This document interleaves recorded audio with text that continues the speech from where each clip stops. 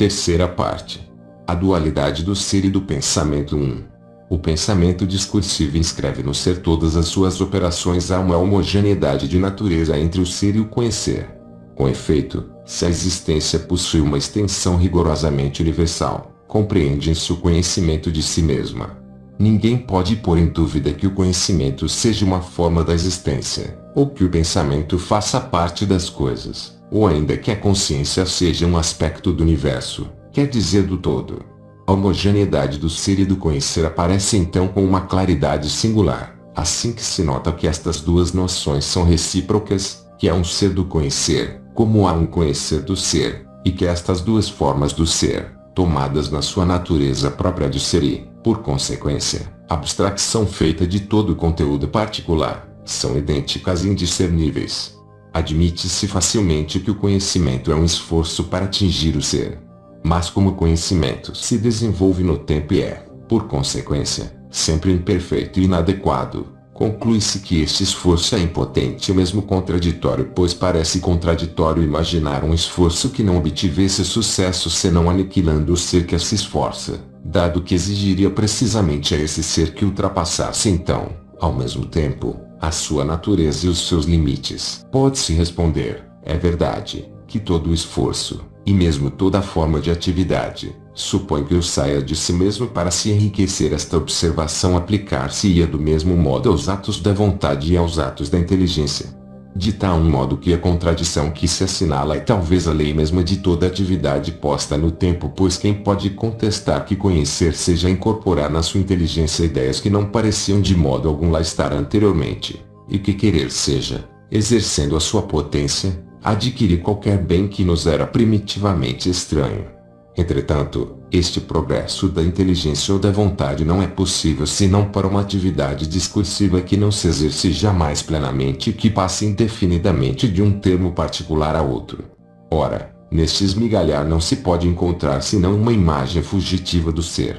Mas, tentar compreender este, multiplicando as operações separadas, é interditar-se de conseguir, pois ele é concomitantemente um termo primeiro e último, para quem é para além do qual nada há. A tarefa do pensamento é criar um intervalo entre o ser, que é o seu ponto de partida, e o ser que é o seu ponto de chegada, e intercalar neste intervalo todas as suas realizações. Mas é rapidamente tentado a esquecer que o ser está atrás de si tanto quanto à sua frente e cai imediatamente na ilusão de crer que, em vez de simplesmente o reconstruir à sua medida, o engendra absolutamente, apenas com os seus recursos. É natural que o ser pareça então escapar-lhe de um modo decisivo. Mas bastará lembrar-se de que, desde a sua entrada em jogo, o pensamento deve possuir o ser, para ser constrangido a pô-lo imediatamente no seio de próprio ser. Ora, dado que onde o ser está presente inteiramente, o problema consiste em saber não como o conhecimento pode unir-se a esse ser que lhe está indivisivelmente ligado, mas como este pode oferecer sucessivamente ao conhecimento a multiplicidade indefinida dos seus aspectos, na duração. Entretanto, se é impossível conceber o pensamento a não ser como a potência de tudo conhecer, pode-se dizer que a pura presença do pensamento atesta, mesmo no ser finito, a indivisibilidade mesma do todo e a simplicidade do ser. Esta potência, exercendo-se de uma maneira imperfeita, faz aparecer em nós uma multiplicidade de estados que mais a exprimem do que a limitam. Tal exercício do pensamento enriquece, pois, o nosso ser finito, mas não o ser total. Como poderia este crescer, dado que não se desenvolve no tempo e que compreende o próprio tempo, no interior da sua própria esfera? Por aqui se vê como o pensamento nos faz participar numa atividade que subsiste independentemente de nós e cuja penetração em nós, medida pela nossa abertura, regulada pela potência da nossa atenção e da nossa simpatia, explica o desenvolvimento da nossa vida e a constituição da nossa natureza. O conhecimento é uma propriedade do ser finito. Descartes define legitimamente o eu como o pensamento. Mas o eu não é o objeto do seu próprio pensamento, pois este objeto é o universo. Será necessário dizer que é o ato deste pensamento. Reencontrar-se-ia a mesma dificuldade, dado que este ato, tomado enquanto ato, isto é, fora de toda a limitação, é coextensivo a todo objeto e por consequência a totalidade do ser. Assim sendo, para que haja uma distinção entre o pensamento e o ser, é É necessário ter oposto já ao ser finito e o ser total. A partir deste momento o pensamento transforma-se precisamente na operação pela qual o indivíduo, incapaz de se identificar com o todo, ensaia, no entanto, apreender-lhe todos os aspectos sucessivos através da representação. Se a distinção do pensamento e do ser não pode fazer sentido senão para um ser finito, pois, porque o ser finito deve distinguir, evidentemente, do todo no qual está situado as operações através das quais empreende captá-lo. Mas estas operações são em si mesmas uma existência. E, assim, podemos considerar o realismo absoluto e o idealismo absoluto como duas expressões da mesma verdade, pois é igualmente verdadeiro dizer-se, de um lado, que o todo subsiste fora do pensamento individual e que este não conseguirá jamais identificar-se com ele, e, de outro lado, que o nosso pensamento, se fosse levado até ao seu ponto de perfeição, quer dizer, se pudesse cumprir-se, viria a coincidir rigorosamente com seu objeto, de tal modo que, como se viu, o próprio objeto poderá ser definido como sendo um pensamento perfeito, mas um pensamento sem dualidade e por consequência sem consciência. 2. O advento do particular é um efeito da análise, porque a existência não pode ser atribuída senão ao que é completo e acabado, ou aquilo que se basta, que a noção de existência não pode convir primitivamente senão ao todo, e porque fora do todo não pode haver coisa alguma. Esta noção é perfeita e imutável, não pode sofrer nem acréscimo, nem diminuição. Esta observação conduz-nos a duas consequências. A primeira é que a existência não pertence aos seres particulares, senão na medida em que fazem parte do todo. A segunda é que o único método legítimo do qual a inteligência se pode servir é o método analítico. Pois, no todo completo que devemos distinguir todas as formas da incompletude, quer dizer todos os modos particulares do ser, opor os modos objetivos aos modos subjetivos e introduzir o próprio tempo, que é o instrumento da análise do todo e um elemento integrante deste mundo do conhecimento, ou de experiência, que mais não é do que o todo analisado. Mas há duas concepções bem diferentes do todo. Se adopta como origem à parte, olha-se necessariamente o todo como um termo coletivo, quer dizer abstrato, mas, como é impossível atingi-lo através de uma simples justaposição de elementos, torna-se aos nossos olhos um ideal indeterminado, um indefinido. Se medita, pelo contrário, na função analítica da inteligência, da qual o movimento precedente não pode senão tentar totalizar a cada instante os resultados, percebe-se que dar-se o todo, é por a possibilidade mesma desta análise, é descrever-lhe, por assim dizer, o exercício, é exigir não que se termine, mas que possa começar, e aprender, na unidade subjetiva da sua operação, o caráter inteligível desta mesma totalidade, da qual se persegue ainda a miragem, na dilatação indefinida de um mundo composto por partes. Indo mais longe, diremos que a presença de um objeto não é somente o ser próprio desse objeto, mas que é o ser mesmo do todo no interior do qual este objeto se vem inscrever, o qual determina de um modo original, para o integrar na perspectiva de tal sujeito. O ser total não é, pois, apenas necessário como suporte puramente abstrato de todos os seres particulares, mas como condição atual e concreta da sua presença. E, sob uma forma um pouco diferente, diremos ainda que não pode haver presença recíproca, senão onde há uma dualidade, mas que esta dualidade supõe um ato de análise, relativamente ao qual a unidade não é senão a expressão subjetiva da unidade primitiva do objeto analisado. Assim, é inevitável que o ser apareça ao mesmo tempo como uma perfeita unidade e como uma perfeita totalidade. Mas estas devem recobrir-se com exatidão. Se distinguem, é porque entre elas se introduz a multiplicidade, cuja unidade é considerada como a origem, e cuja totalidade como a consumação. Deste modo, está-se naturalmente inclinado a pensar que, assim que se expande no múltiplo, a unidade enriquece-se em vez de se quebrar. No entanto, pode-se observar na unidade aritmética alguns dos caracteres e a mesma ambiguidade que acabamos de reconhecer na ideia de ser. Pois pode-se fazer da unidade um número entre os outros, o mais simples de entre eles e que se encontra em todos os outros, se bem que no seio de sínteses muito mais complexas, que fazem aparecer propriedades novas que não podiam ter-lhe sido atribuídas, será considerada como geradora de todos os outros números, graças a operações sintéticas não restritas à composição consigo mesma, pois, para repetir a unidade, é necessário também, por assim dizer, destruí-la. Afirmar que já não se basta e que pode enriquecer-se chamando à existência os outros números, onde parece ainda presente, mas apenas como um dos termos de uma relação, e onde por consequência é incessantemente ultrapassada.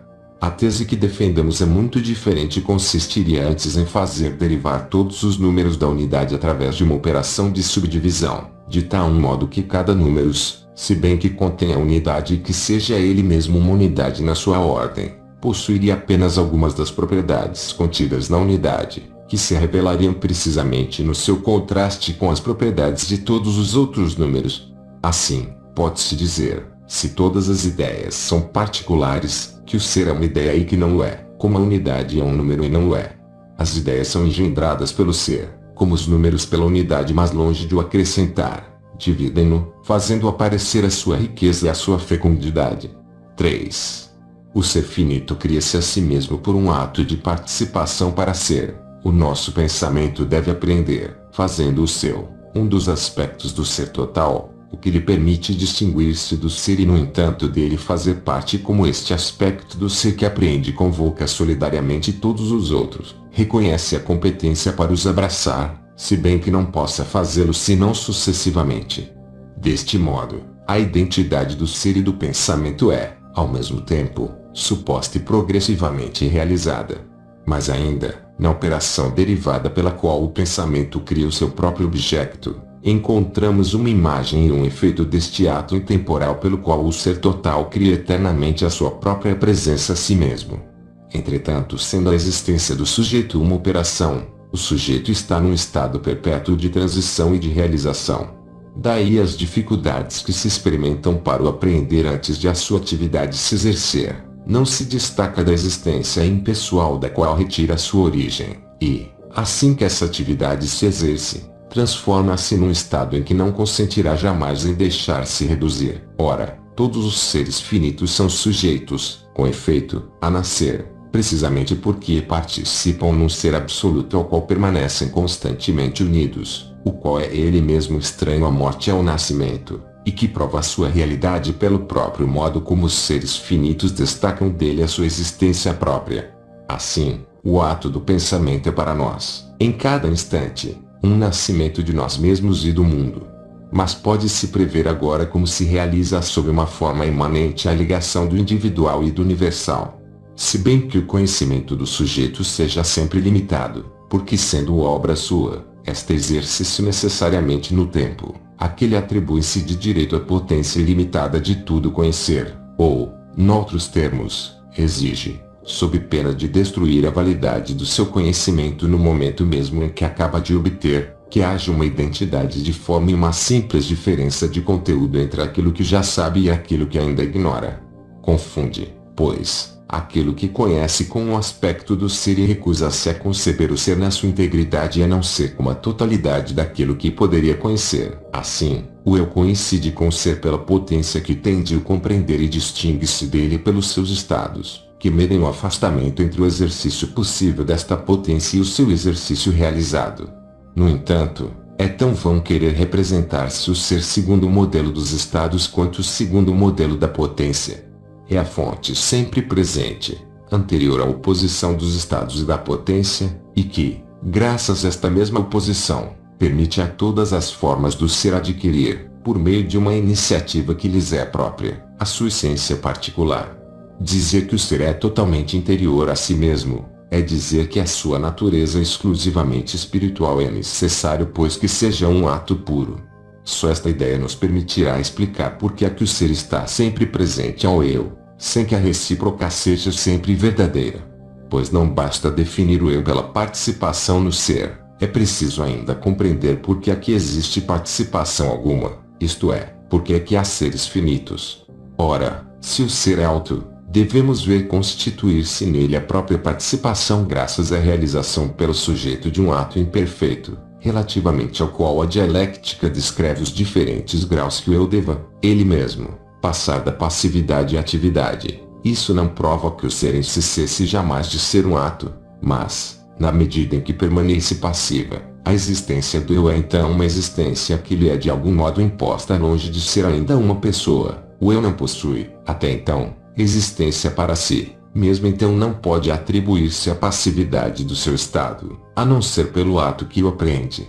Os recursos infinitos, a finura e o delicado contato inseparáveis da análise psicológica têm justamente por objeto guiar-nos no estudo das relações entre o ato puro e o eu.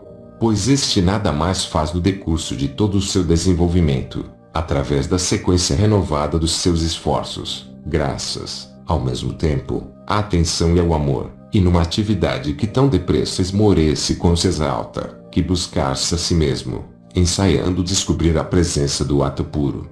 Sem dúvida, não lhe é possível encontrá-lo senão durante raros momentos, cuja lembrança ilumina seguidamente todos os acontecimentos da sua vida.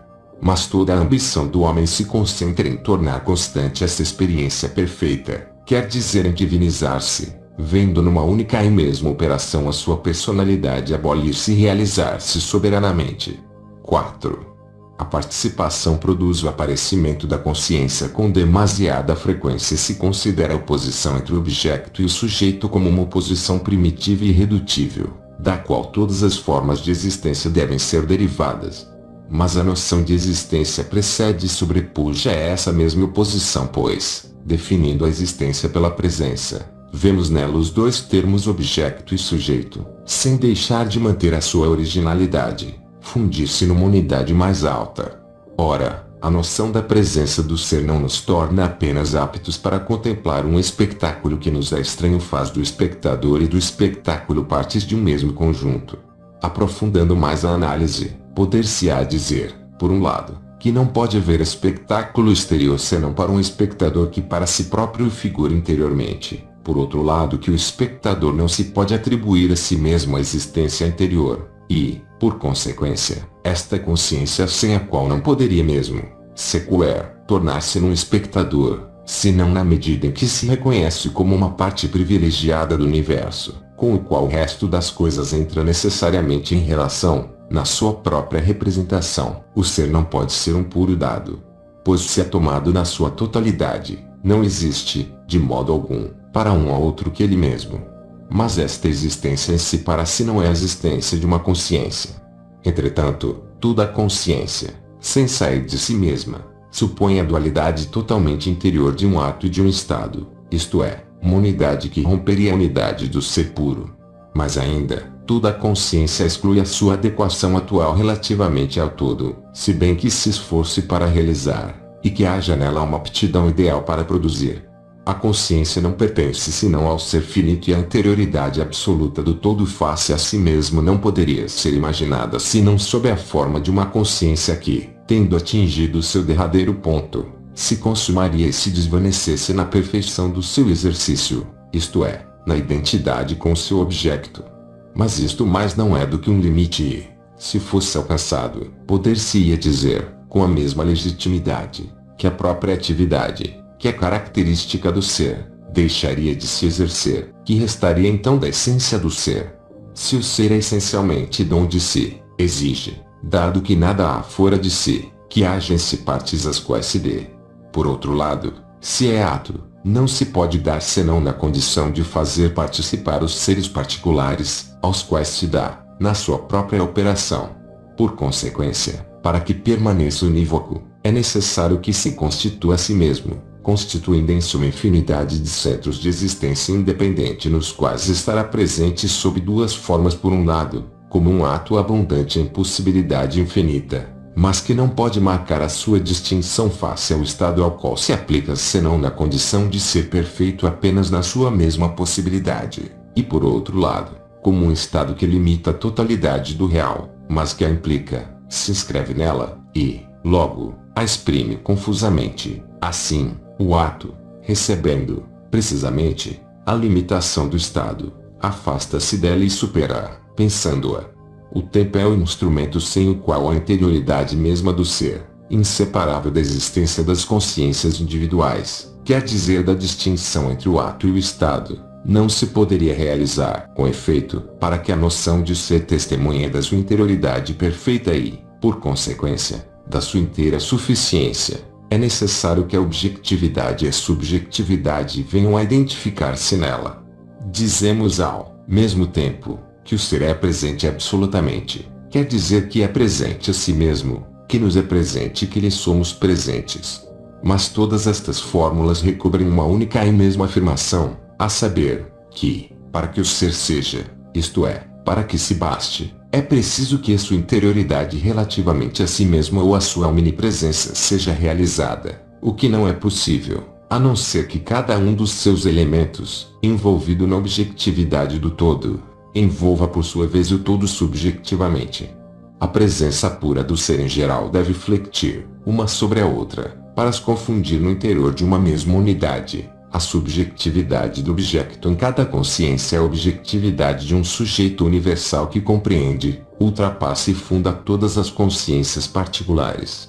Apenas deste modo se pode legitimar a reciprocidade da presença do universo e do eu. Uma tal reciprocidade cria, é verdade, uma ambiguidade aparente, dado que a presença não se realiza do mesmo modo nos dois casos. De qualquer modo, esta ambiguidade é neutral e mesmo instrutiva se reparar que estar presente a qualquer acontecimento significa também ser-se o espectador, quer dizer transformá-lo para nós numa representação nela tomar parte, isto é, transformá-la no objeto mesmo da nossa operação, por uma espécie de participação no ato criador. 5. A consciência escava um intervalo entre o ato e o dado. Todo pensamento consciente supõe necessariamente uma dualidade entre o sujeito e o objeto do pensamento, pois é precisamente o intervalo que separa o sujeito do objeto que faz nascer a consciência. Todo conhecimento perfeito, confundindo o sujeito e o objeto, aboliria, portanto, a consciência própria à individualidade.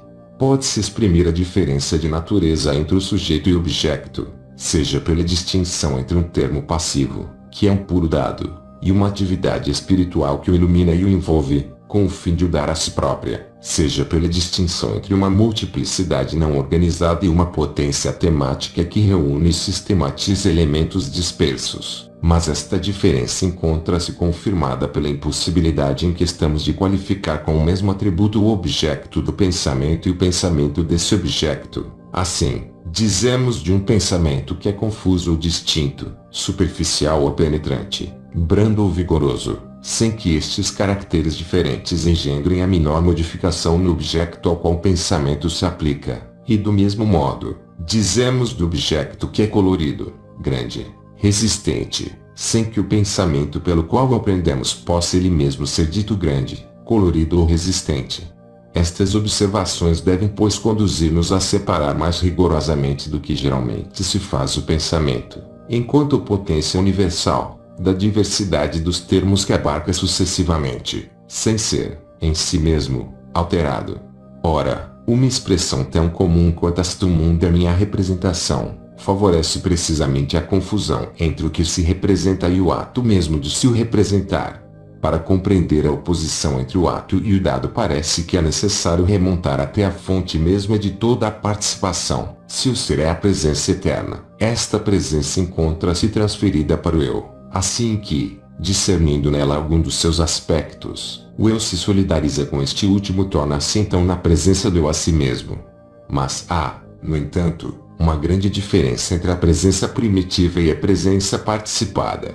A participação, é verdade, efetua-se através de um ato, mas é um ato constantemente impedido e retido que, para se exercer, deve apoiar-se sobre o próprio obstáculo que procura vencer, e que, precisamente porque toma sua origem no todo, deve reencontrar, sob a forma de uma influência face à qual permanece passiva, quer dizer, sob a forma de um dado, aquilo que, no todo, escapa momentaneamente à eficácia da sua operação. Apenas assim a distinção entre o indivíduo e o todo poderá ser mantida.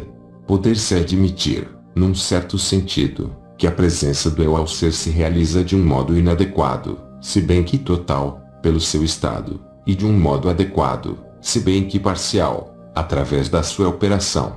Mas compreende-se deste modo que o eu permanece um idêntico a si mesmo devido ao fato da sua participação, se bem que o seu conteúdo se renove sem cessar como sendo a porção do real que esta participação, em virtude do seu caráter limitado, obriga a apresentar-se-lhe sob a forma de um dado ou de um estado. Compreende-se também que este dado seja inesgotável, pois, uma vez que é, ao seu nível, figurativo do todo, é necessário que nele haja tanta riqueza quanto a fecundidade e a natividade que procura reduzi-lo, e que no entanto seja limitado, no instante, tanto quanto a operação atual que o apreende. O encontro do ato e do dado dá-se numa linha de fronteira entre a indeterminação do ato não exercido e a indeterminação complementar do dado não apreendido. Na realidade, a oposição entre o ato e o dado é necessária para permitir ao sujeito aparecer no intervalo que separa estes dois termos, e que resulta precisamente da sua inadequação, que introduz o seu ser próprio. Entretanto, o ser total é unívoco e pode ser representado tão bem na linguagem dos dados quanto na do ato. É por isto que se pode indiferentemente defini-lo como um ato universal, o qual é limitado por dados particulares, ou como um imenso dado limitado por atos imperfeitos é o confluente atual destes dois movimentos, que procuram em vão esgotá-lo e, por consequência, unir-se-lhe através da infinitude da duração. Apreendemos a natureza do ser no ato recebido e derivado pelo qual nos damos o ser a nós mesmos. Este ato possui uma potência de renovação indefinida. Mas é preciso, para que seja nosso, que não seja plenamente exercido no primeiro momento, que apareça sempre limitado e como que aprisionado por um dado. Sendo assim, deve estar associado a um corpo. Este corpo é a morada da afetividade. Só que é ainda o ato do nosso pensamento que fixa os seus limites e que os ultrapassa para o religar a todos os outros objetos dados que preenchem com ele a capacidade infinita do espaço. 6. O inteligível e o sensível envolvem-se um ao outro. Nenhum ato de pensamento particular esgota a essência do pensamento, pois no momento em que o pensamento se põe necessariamente a sua indivisível unidade, dado que é um ato puro. Por conseguinte, todo ato de pensamento particular, quer dizer todo conceito, supõe uma limitação interna do pensamento. Esta limitação deve responder à presença de um objeto pensável, se bem que não pensado, com o qual este ato contrasta, mas ao qual se aplica, que é ao mesmo tempo, em relação a si, envolvente e envolvido e com o qual no ser total não é senão optação. Com efeito, os caracteres do objeto sensível, na solidariedade do conceptual e do sensível, a oposição do pensamento e do ser manifesta-se e resolve-se. Pois há no conceito uma infinitude que marca os seus laços com o ato universal do pensamento, mas que indica também que este ato não é plenamente exercido. Por conseguinte, deve parecer chocar com um obstáculo que ilumine que, sem ele, não receberia luz alguma, mas que, contendem-se todas as determinações que faltam ao conceito, deve ser o único capaz de o atualizar. Daqui a correlação rigorosa que se manifesta entre o conceito e o dado, cada dado respondendo à forma limitativa característica de cada conceito e inscrevendo esta no ser, ao mesmo tempo que a infinidade das determinações que ultrapassam o exercício atual do pensamento conceptual. Mas os nossos sentidos não discernem disso senão alguns aspectos. Assim também a fenomenalidade do objeto é a contrapartida da abstração do conceito. Vê-se por consequência como, se é justo atribuir o ser ao fenômeno, mas na condição de fazer dele apenas um aspecto do ser obtido por análise, já não o é querer recusá-lo a conceito, para dele fazer um simples possível que não tem existência senão no entendimento, sob pretexto que exprime somente a operação de análise já não o elemento que ela apreende, pois esta operação não tem menos ser do que este elemento, nem o entendimento menos ser do que a sensibilidade. Mas, se, num ser finito, o ato do pensamento é susceptível de se diversificar sem descanso, não é porque encontra fortuitamente objetos sempre novos. Melhor dizendo, esse encontro exprime apenas o mútuo apelo de todos os ensaios sucessivos pelos quais procura saciar a sua própria capacidade. Realizam todos uma participação na interioridade mesma do ser. Assim que observamos como se distinguem e como se completam, ligando-se uns aos outros, sentimos bem que cada um deles é um ramo de um ser mais vasto do qual todos os nossos pensamentos particulares fazem parte. Assim, mostrou-se que a totalidade dos possíveis constitui o próprio ser. Um fenômeno isolado não tem mais valor ontológico do que um conceito isolado. Mas este valor adquire também assim que é reunido a todos os outros fenômenos no sistema do mundo. O fenômeno e o conceito não existem um e outro senão pela sua oposição mútua e pela sua solidariedade. Cada um deles sustenta o outro e dá-lhe o que lhe falta. O fenômeno sem o conceito não seria nem atualizado nem religado à unidade interior do ser. Do mesmo modo e segundo uma relação inversa, é graças ao fenômeno que o conceito é ao mesmo tempo determinado e inscrito no interior de um universo dado. Esta é a razão pela qual o movimento do pensamento filosófico jamais deixou de oscilar entre duas teses contraditórias, mas que são no entanto impossíveis de separar. Uma que, impressionada pelo caráter ilusório do puro fenômeno, procura ser do lado do conceito. A outra que, atenta ao caráter vazio do puro conceito, busca o ser do lado do fenômeno. De fato, destacados um do outro, o dado e a operação que o apreende aparecem ambos como irremediavelmente subjetivos. É por isto que se pode igualmente recusar o ser ao primeiro, dizendo que é um simples estado de consciência, ao segundo, dizendo que é uma simples possibilidade. Mas do seu encontro nasce o milagre da objetividade. O auto de percepção e o objeto percebido confundem-se. O mesmo termo faz indivisivelmente parte da nossa consciência e do mundo. É que, se não há o direito de se pôr o pensamento individual independentemente do pensamento universal, nem tal experiência particular independentemente do conjunto das coisas, quer dizer, se não se pode pôr nenhuma nem a outra independentemente do ser total, é necessário, no entanto, para pôr a primeira como individual e a segunda como particular, pô-las em relação uma com a outra, aparecerá então como errôneo atribuir o ser antecipadamente ao primeiro, que o comunicaria seguidamente, graças a uma espécie de contágio, a todos os objetos que se representa, ou primeiramente ao segundo que, agindo sobre uma consciência passiva, convocaria seguidamente ao ser, do qual flui, o próprio pensamento que o apreende. Na realidade, é sempre necessário, por um lado, que tal objeto se ofereça ao pensamento, para que este receba uma determinação e, por outro lado, que haja no pensamento certa direção privilegiada da atenção e do interesse, para que este mesmo objeto se lhe descubra distinguindo-se de todos os outros.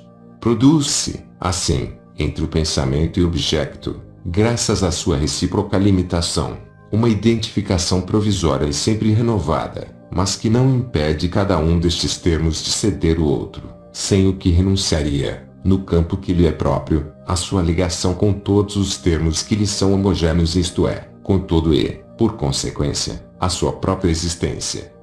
7. O todo e a parte não podem ser dissociados. A reflexão filosófica chocou sempre com duas dificuldades contraditórias, mas que são, no entanto, solidárias se parte do ser particular, como para tal parece convidar-nos à experiência imediata, como é que é possível pôr o todo, que já não pode ser objeto senão de uma ambição ideológica. Pelo contrário, se, partindo do todo, como a lógica parece exigir, se dá, de imediato, a esta exigência uma dignidade ontológica, como se poderá em seguida encontrar os seres particulares? Que necessidade tem o todo de se limitar e de fazer aparecer partes no seu seio? Noutros termos, porque é que o todo é um todo e não uma unidade pura. A oposição destas duas dificuldades exprime a possibilidade para o conhecimento de uma dupla operação de síntese e de análise. Mas estas duas operações são elas mesmas consecutivas ao aparecimento do tempo no interior do qual se manifestam.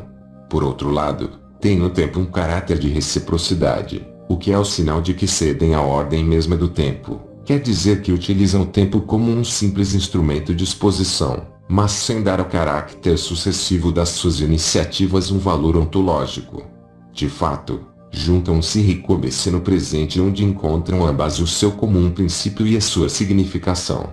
Pois, no presente, o todo e a parte são dados inseparavelmente e são evocados um pelo outro, segundo a direção da atenção. Mas ainda, a experiência que dá a parte e a operação que põe o todo realizam-se ao mesmo tempo, pois é por um ato universal e indiferenciado que é necessário que apreendamos cada dado particular, o qual, é verdade, convoca uma infinidade de outros, todos diferentes entre si. O problema das relações entre a parte e o todo é pois falseado pela aparente independência que estes dois termos diferentes introduzem entre conceitos relativos, que só fazem sentido um com o outro, e através do caráter reversivo do ato que vai de um ao outro.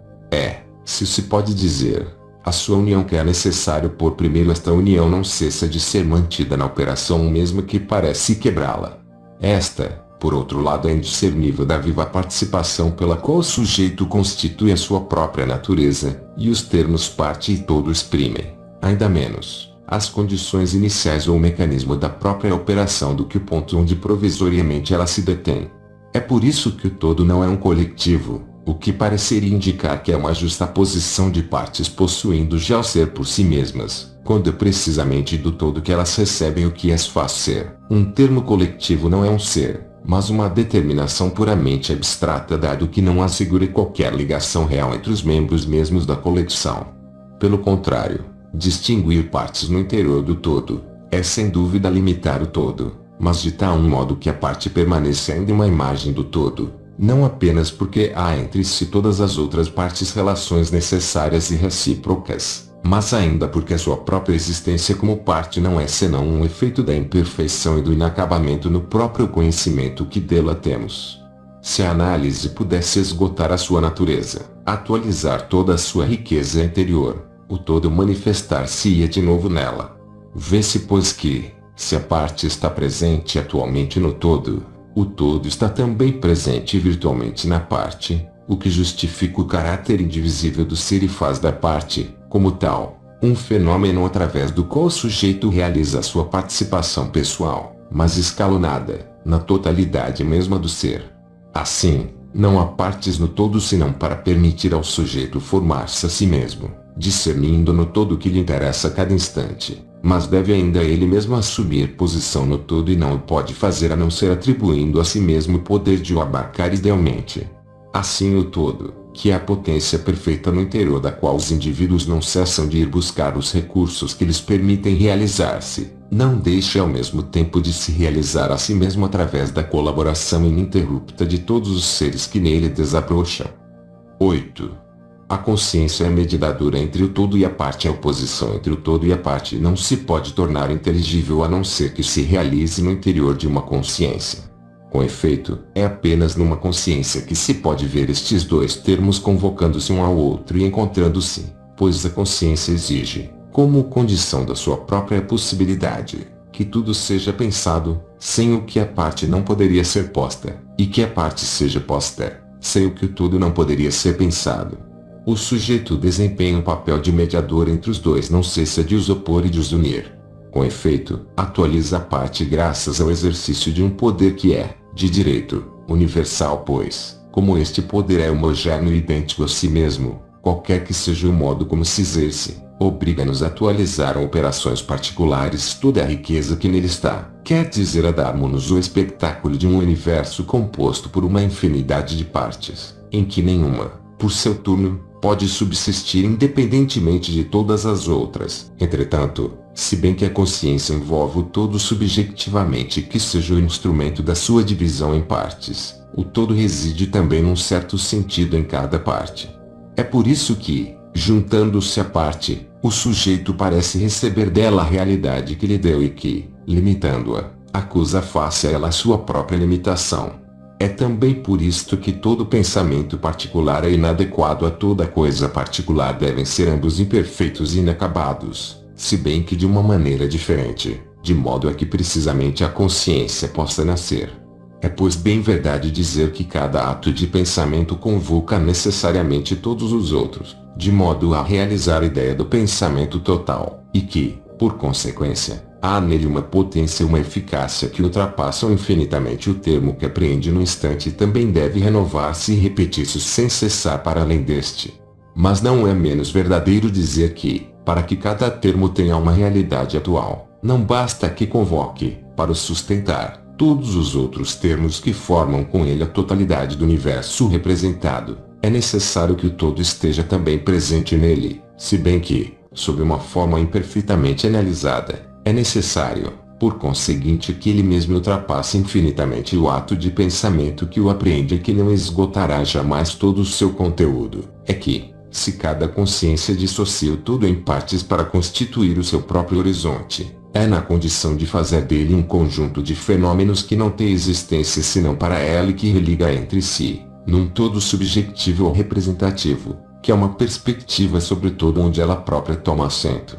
Mas como não poderia identificar-se com o verdadeiro todo senão abolindo-se, este todo, por sua vez, não pode ser definido senão como o ponto de origem e o ponto de convergência de uma infinidade de perspectivas particulares, em que cada uma é característica de uma consciência. Assim sendo, nenhuma parte se distinguiria mais do todo de onde se destacou, se se fizesse convergir sobre ela todas as vistas particulares que todas as consciências podem sobre ela ter. De fato, não poderia existir como parte senão através dos laços que a unissem a todas as outras partes, mas que tornavam já nela presentes todas as influências emanadas de todos os pontos do universo e que nela vinham cruzar-se.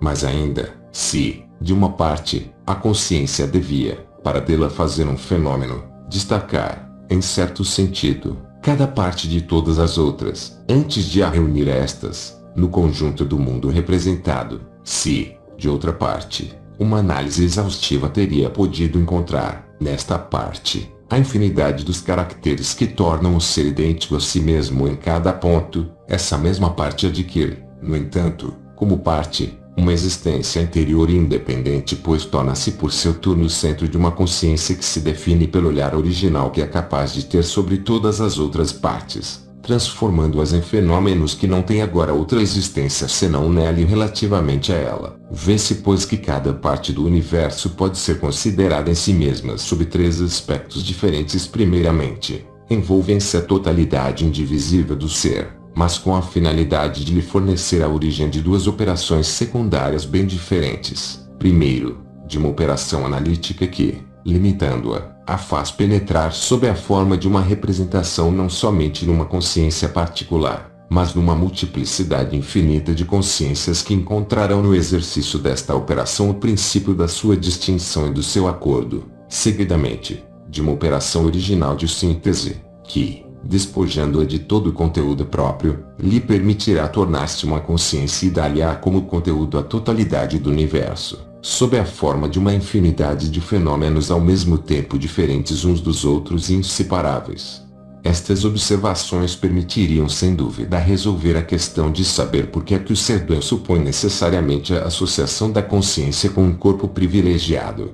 O corpo não se distingue em coisa alguma do eu considerado como um objeto para uma outra consciência, ou mesmo para a minha. No entanto, é também o ponto de ancoragem ou de referência da minha consciência particular que, é verdade, tem desta vez como conteúdo da sua própria representação todo o universo, com o meu corpo no meio.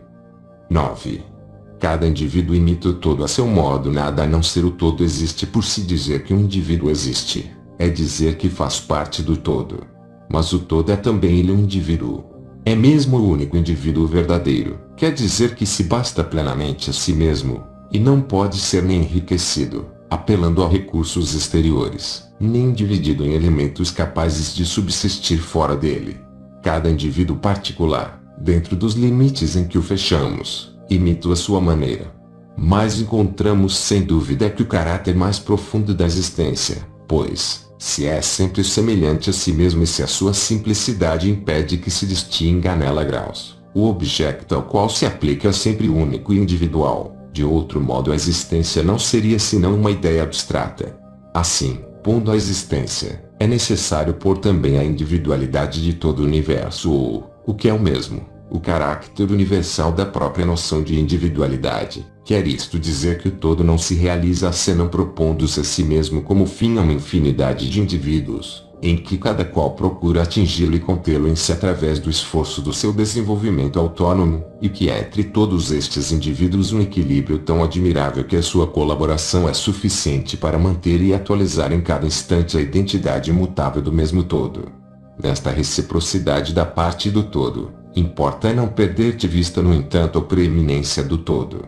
Pois, se bem que cada parte contribua para o formar, só é uma parte porque dele se destaca de certa maneira, permanecendo inscrita nele dele retirando toda a matéria do seu devir. Dizer que o indivíduo particular não é o todo, é dizer que procura obter a unidade de suficiência mais do que dizer que a possui, que há nele uma potência indeterminada que expira, sem jamais o lograr, obter a perfeição da individualidade. Todo indivíduo limitado está ligado a um corpo. É por este corpo que é limitado. É também por este corpo que se distingue dos outros indivíduos. Mas este corpo não é, antes do mais, senão um espetáculo para os outros e para si. Não o confunde pois consigo mesmo, se bem que se lhe sinta estreitamente sujeito pela afetividade e mesmo pela constituição desse horizonte representativo relativamente ao qual é sempre necessário que o corpo seja o centro. Na realidade, o corpo pertence mais ao universo do que ao eu e atesta a subordinação do eu relativamente a este universo. Também é este que pede a matéria que faz sua e as suas partes constitutivas guardam ainda a existência, se bem que sob outra forma, quando a morte, dissociando-as, as tornou independentes do eu.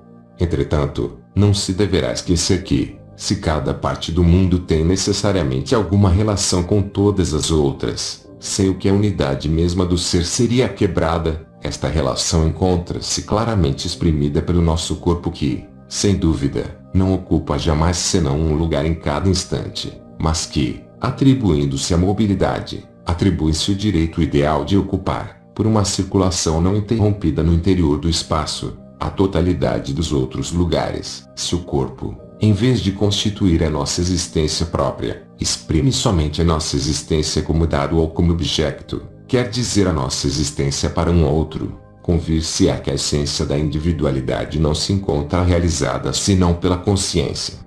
Encontra-se com efeito na consciência esta intimidade e esta impossibilidade de sair de si que são as características do ser em si para si. Mas encontra-se lá também esta limitação e esta potência infinita de desenvolvimento que permitem distinguir o indivíduo de todos os outros, ligando-os inseparavelmente uns aos outros.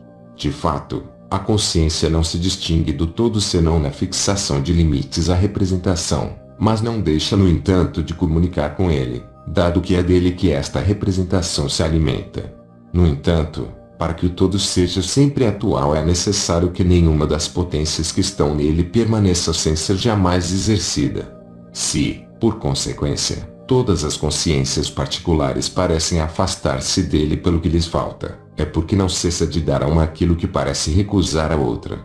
Mantém a sua perfeita imobilidade através de um justo equilíbrio e de uma rigorosa compensação de todas as formas particulares do ser. O ser total exprime assim a convergência e a reunião de todas as perspectivas que sobre ele tomam as consciências individuais. E estas, exercendo uma atividade que vem dele e que no entanto lhes é própria, encontram o princípio da sua renovação e do seu progresso, constituem a sua essência particular e acedem à luz e à felicidade segundo a sua capacidade, quer dizer segundo o seu mérito.